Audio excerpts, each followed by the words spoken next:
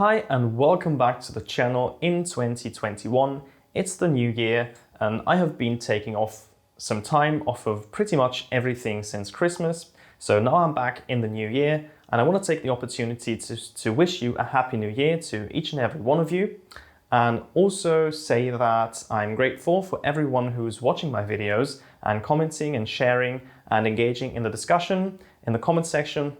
I really appreciate that, and it's what my channel is supposed to be all about. So 2020 in one way was good because that's the year I started my channel, and I'm looking forward to a new year with more content and more videos, and hopefully also more sparring once we're out of lockdown again. And I just want to say a big thank you to all over 600 people now who've subscribed to my channel and are supporting me in that way. So that being said, Happy New Year, and let's get into today's video. So today's video is about 5 differences that I handpicked and are representative in my view for the main differences in sparring between longsword, so German longsword because that's what I'm familiar with, and Sabre, that is British military sabre, which I'm also familiar with. So somebody asked me on my sparring video number 3, which is up on my channel if you haven't seen it, go check it out. And somebody asked me what the main differences were in sparring between longsword and sabre. Now, this is a somewhat multi-layered question, and it's not an easy one to answer, but there are some basic principles that are different, and I feel competent to speak about them. So this is what I'm going to do.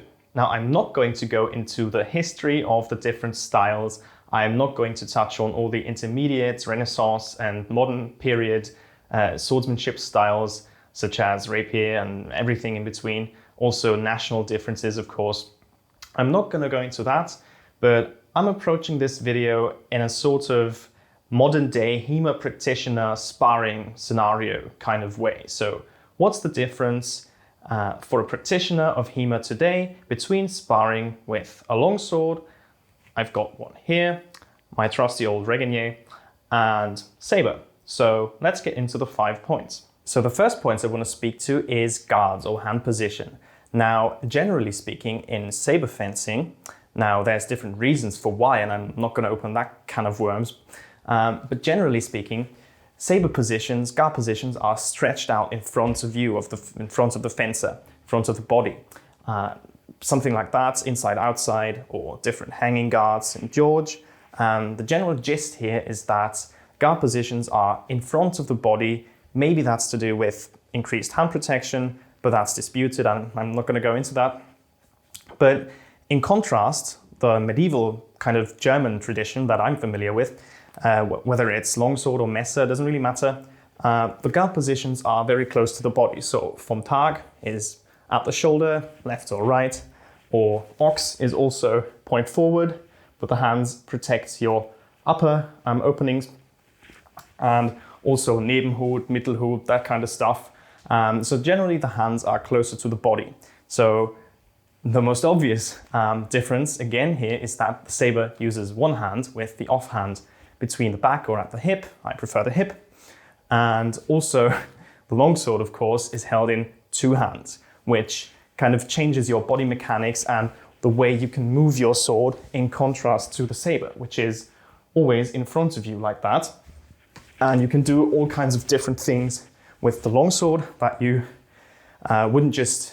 you wouldn't move like that with the sabre, basically. So guards and hand position, and of course, 1 hand versus 2 hands are the first major difference in sparring, I guess. The second point I want to make is distance, and wrestling also, or grappling also plays into that, but I'm going to talk about that later as a bonus point. So the longsword being the longer weapon, let me just grab the sabre real quick. This is a very typical infantry or cavalry sabre. It has a 79 centimeter blade, and the longsword, the Reginier standard, has a 100 centimeter blade. Let me see if I can get that on video. So the blade length is increased, and also obviously the handle is much longer. So it's a 30 centimeter handle here, and this just about fits 1 hand in a hammer grip. So yeah, which makes the longsword a longer weapon.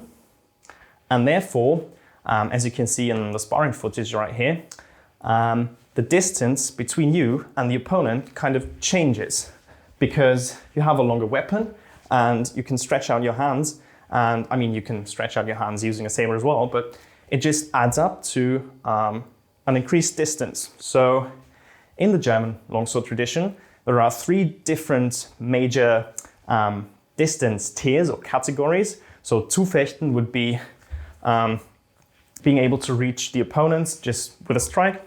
And then you have Krieg, where you are in the bind and you can easily do different maneuvers, durchwechseln, whatever, in order to wound the opponent. And then you have, of course, grappling distance, where you wrestle at the sword or grab the opponent, do all kinds of different throws. So that's the 3 major distances that you have in longsword. So distance feels different and works different.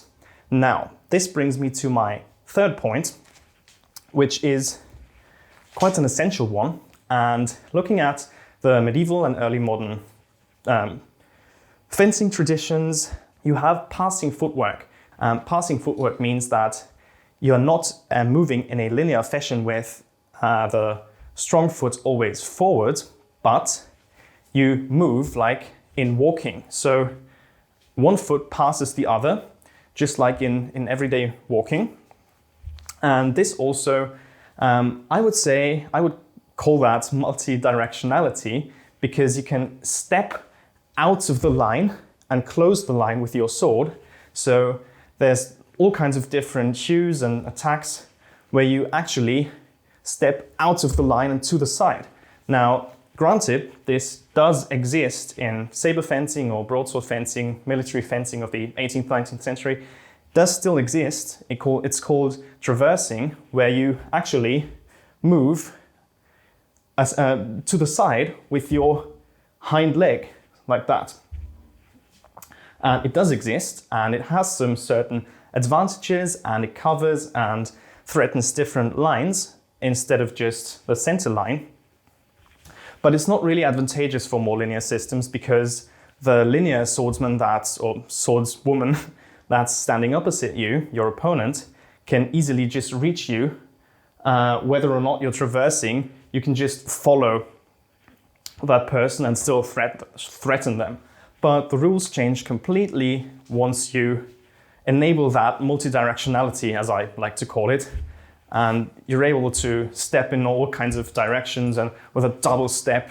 And yeah, so basically passing footwork also brings the body a bit more forward, whereas in saber fencing, your goal, basically standing in a linear fashion, is to make the target that your opponent can hit as small as possible and streamline your body so that it's least vulnerable to enemy attacks. So passing footwork is one major difference that characterizes sparring with the saber and the longsword, respectively. So, number 4 is tempo, which is a really complex topic and also a can of worms I'm not willing to open, but there's a few basic things that we can say about it. And one of those basic things is the difference between the, let's say, ideal fencing actions that you find in the Lichtenauer tradition, the German longsword fencing tradition, and that is the master hues or Meisterhaue. And those are usually designed, I would argue they are designed to defend and attack at the same time. So other people on YouTube have talked about this already, so I'm not going to spend a huge amount of time on it, but basically what this means is think of a Zwerchhau, for example. I'm standing in vom Tag and I'm hewing a Zwerchhau which defends my line and ideally will hit my opponent at the same time, in the same tempo, you might say. Now, saber fencing does also have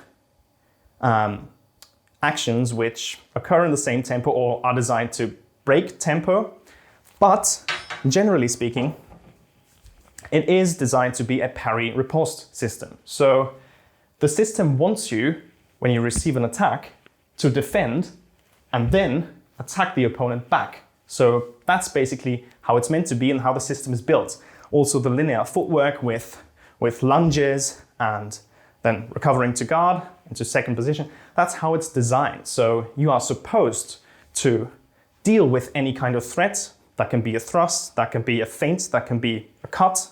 Naturally, you have to deal with that and then riposte. And it's not designed per se as the medieval systems of Messer, longsword, later Dusak. It's not designed to do an action that threatens the opponent at the same time as it defends. So the parry-riposte system is kind of like your turn, my turn, in principle. Of course, there are exceptions. For example, when I slip my leg as a result of an attack to my leg, and I attack my opponent's head, or I give a stop thrust. So the last point, I mentioned the bonus point, so point 5 is grappling or wrestling.